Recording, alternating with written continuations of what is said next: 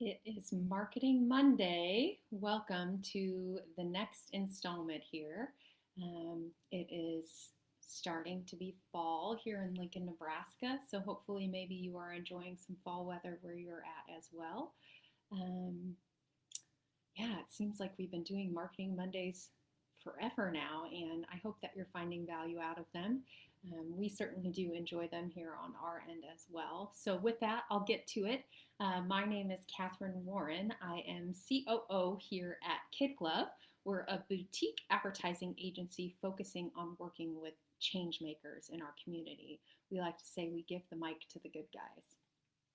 I specialize specifically in community well-being and health, so our public health, behavioral health sectors where we have lots and lots of important messages that we need to get out to the public about mental health, about substance abuse, about what services are offered in your area. So, a very key piece to educating the public and making sure people find the help that they need.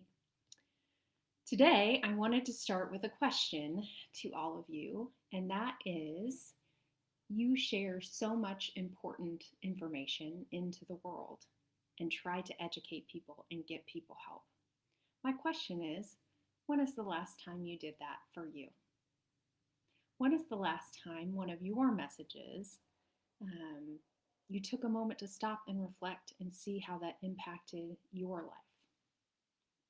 The reason I bring this up is September is National Suicide Awareness Month, and we've been doing a lot of work with one of our clients in the behavioral health sector on sharing this important message of suicide prevention and that there is help and that there is hope. And the way that we did that is through a lot of video testimonials and stories that focused on a wide variety of people who have been impacted by suicide.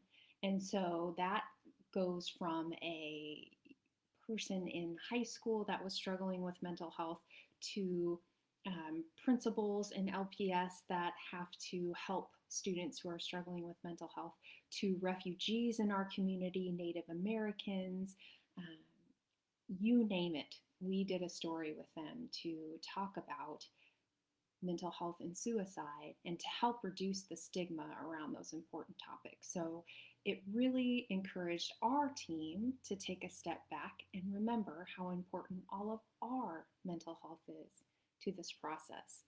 We need to take time for us so that we can push these messages out to the world. So I just want to take a moment to remind you that you say a lot of important things in the public and community health sector, and it's important that you let those resonate with you as well.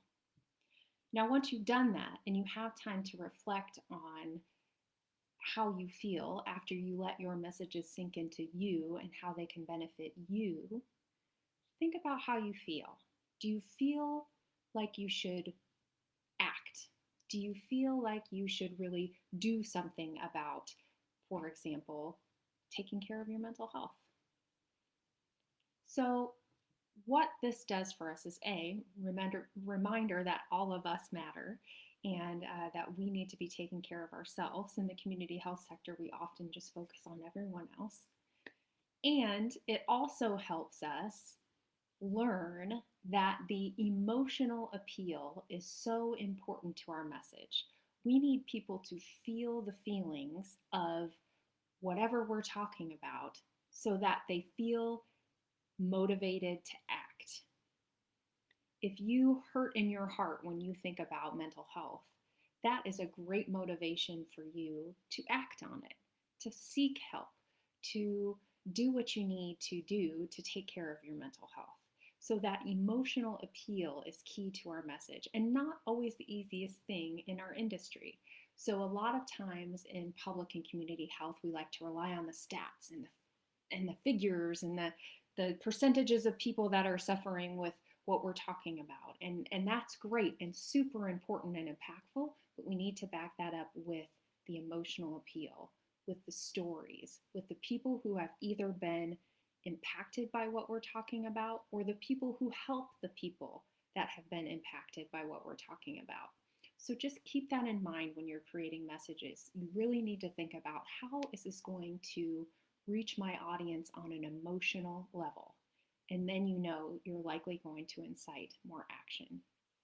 Sometimes it's hard to get people to talk that have been impacted by certain crises or issues in their life. So again, we can fall back on the people on our teams as well, and those counselors and social workers and all the people that help those people in need. They have just as strong of stories and just as impactful stories to share. So lean on them as well when you're creating your message. Keep in mind too, when you're creating an emotional appeal, you need to think about who you're talking to and who your audience is.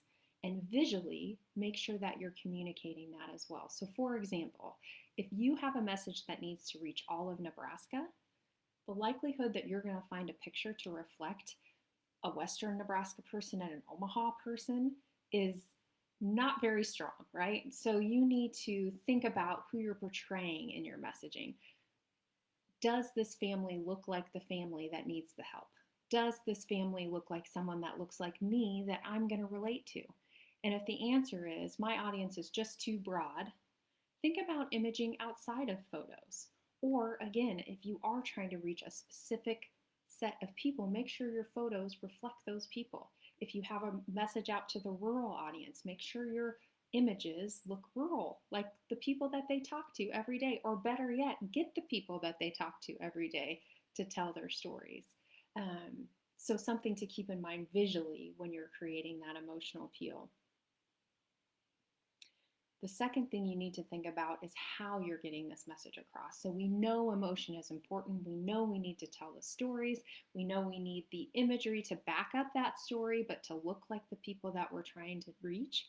And finally, we need to think about how we're getting that message out. So that can be very different too, based on who you're trying to reach. For example, rural audiences might have a slower internet connection. Something to think about if you're making some big video or doing digital advertising. But boy, have we seen a lot of success in the rural market with billboards, even with yard sign campaigns.